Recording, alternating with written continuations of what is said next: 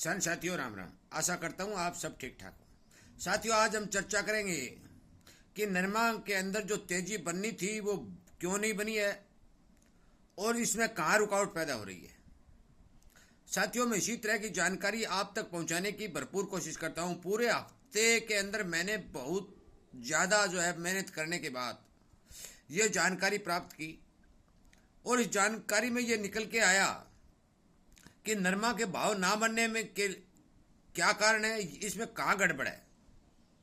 साथियों, मैं आपसे एक विनय निवेदन कर रहा हूँ, हर बार ये निवेदन कर रहा हूँ कि आप संगठन को बढ़ा के ज़्यादा से ज़्यादा वीडियो को शेयर करें और उन लोगों तक ये बात पहुँचाएं कि आप किसान के दुश्मन क्यों बने हुए हो और कैसे बने हो, ये भी मैं आपको बताऊँगा।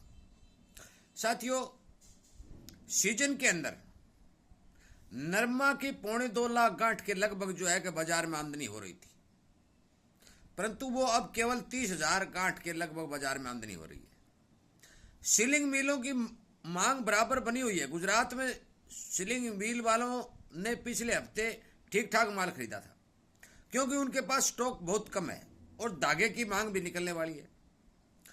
इन सब कारणों से नरमा में तेजी बनने की भरपूर संभावना बन रही थी और मैंने ये कहा था कि देश के अंदर जब आवकें घटेंगी तो स्टॉकी अपना माल निकालेंगे और वो अंतर्राष्ट्रीय बाजार के भाव से अपना माल सेल करेंगे, जिससे नरमा में तेजी बनेगी। साथियों, मैं आपको बता देना चाहता हूं कि इस तेजी में रुकावट जो बन रही है, उस रोड़ा जो बन रहा है वो कौन है। साथियों, सरकार ने जो माल खरीदा था, लगभग 30 लाख गांठ के लगभग सरकार ने किसान से माल खरीदा। माना कि वो अच्छा काम किया, किसान का माल है, सरकार ने खरीद लिया, परंतु हुआ क्या कि जब थोड़ी सी तेजी बनती दिखाई दी तो मैं आपको बता देना चाहता हूं कि सरकार ने लगभग 8 लाख गांठ बाजार में बेच दी। मैं सरकारी जो नुमाइंदे हैं, मैं उनसे यह पूछना चाहता हूं कि आपको इतनी क्या जल्दी थी कि आपने वक्त रहते ही अपना माल बाजार में उतारना शुरू कर दिया। अब महंगाई का हवाला देते हैं, ये कहते हैं कि भी महंगाई बढ़ रही है, खाद्य वस्तुओं में महंगाई बढ़ रही है।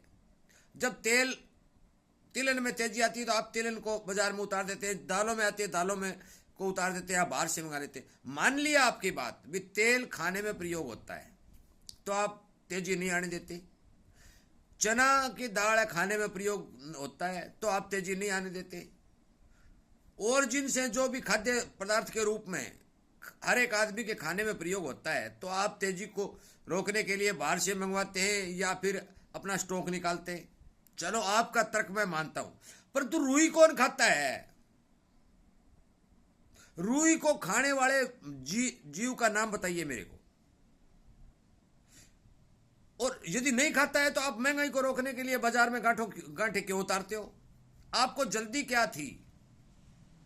अब मई चल रहा है, जून, जुलाई, अगस्त, सितंबर, अक्टूबर में नया नरमा आएगा, आप कभी भी सेल कर सकते थे।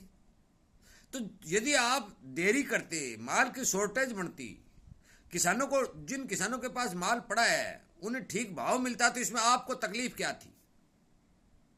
साथियों, मैं उन नीतिकारों से ये प्रश्न बार बार कर रहा हूं और वीडियो के माध्यम से उन्हें ये पूछ रहा हूं, परंतु मेरा वीडियो वहां तक पहुंचता है या नहीं पहुंचता है, आप पहुंचाते हैं या नहीं पहुंचाते, इस बात का मेरे को पता नहीं है। परंतु मैं किसान हित के अंदर जो किसान के पक्ष की बात होती है उस बात को उन लोगों तक पहुंचाने की भरपूर कोशिश करता हूं। उनसे यह प्रश्न भी करता हूं भी आप इस तरह की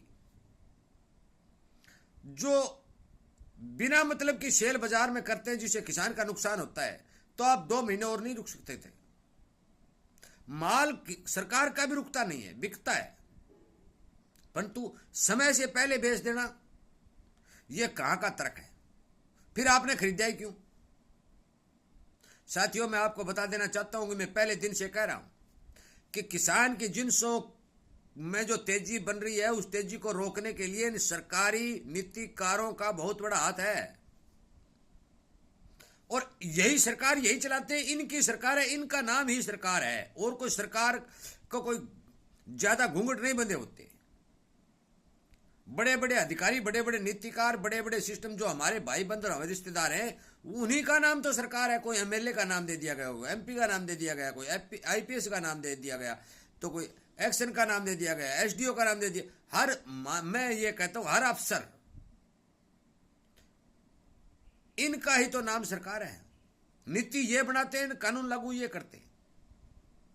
साथियों, मेरा आपसे विनय निवेदन है कि नरमा की आवक मैंने आपको बता दी कि 30,000 गांठ के लगभग है। शिलिंग मिल वालों के पास स्टॉक बहुत कम है, यह पुख्ता जानकारी है।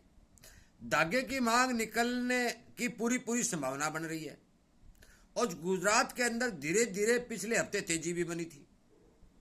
अगले सोमवार को मेरे को पता नहीं भी क्या होने वाला है वहां पर, क्योंकि सरकार का मेरे को विश्वास ही नहीं रहा कि ये क्या कर दे। ये पूरी की पूरी 30 लाख गांठ ही बाजार में एक साथ बेच सकते हैं।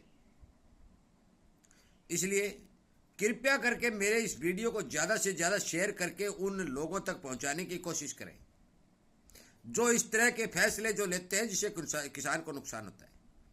और चैनल के रूप, इस सदस्य के रूप में, इस चैनल के अंदर सदस्यों को बढ़ाने की कोशिश करें ताकि ज़्यादा से ज़्यादा लोगों तक ये बात पहुंचेगी और ये आगे से आगे शेयर होगी तो हो सकता है कि उन तक ये बात पहुंचे। एक बात मैं आपको यह बता देना चाहता हूं कि यदि कोई काम हम करते हैं तो ये कहते हैं कि आचार संहिताएं हम नहीं कर सकते, तो आचार संहिता के अंदर चने से एक्सपोर्ट ड्यूटी घटाई जा सकती है।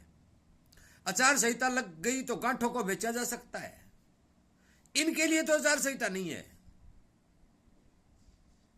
साथियों, मेरा आपसे विनय निवेदन है कि इस तरह के जो फैसले हैं उनका विरोध करिए। और चाहे सरकार किसी की हो, हमें इस बात से कोई मतलब नहीं। हमें मतलब है हमारे पक्ष की बात करनी होनी चाहिए ताकि किसान समृद्ध हो, किसान का बचाव हो, किसान अपने बच्चों को ठीक से भरपेट खाना खिला सके। साथियों, कृपया करके इस तरह के वीडियो को शेयर करें, किसान की आवाज उठाने वाले चैनल के साथ जुड़े। और यदि मेरी द्वारा जानकारी दी गई आपको अच्छी लगती है तो आप कृपया करके शेयर, लाइक ये सब कुछ कर सकते हैं। यदि नहीं लगती है तो मैं क्या बताऊं। मेरा काम है किसान को जागरूक करना, किसान को हर बात उसके कानून तक पहुंचाना। आगे किसान क्या करता है वो मैं अकेला कुछ नहीं कर सकता। इसलिए संगठन को बढ़ाएं और इन लोगों तक ये आवाज पहुंचाएं कि इस तरह के जो फैसले आप लेने बंद कर दें ताकि किसान का कुछ भला हो सके। साथियों, मेरा वीडियो सुनने के लिए और अपने चैनल को प्यार देने के लिए, अपने चैनल की सदस्यता ग्रहण करने के लिए आपका बहुत बहुत धन्यवाद।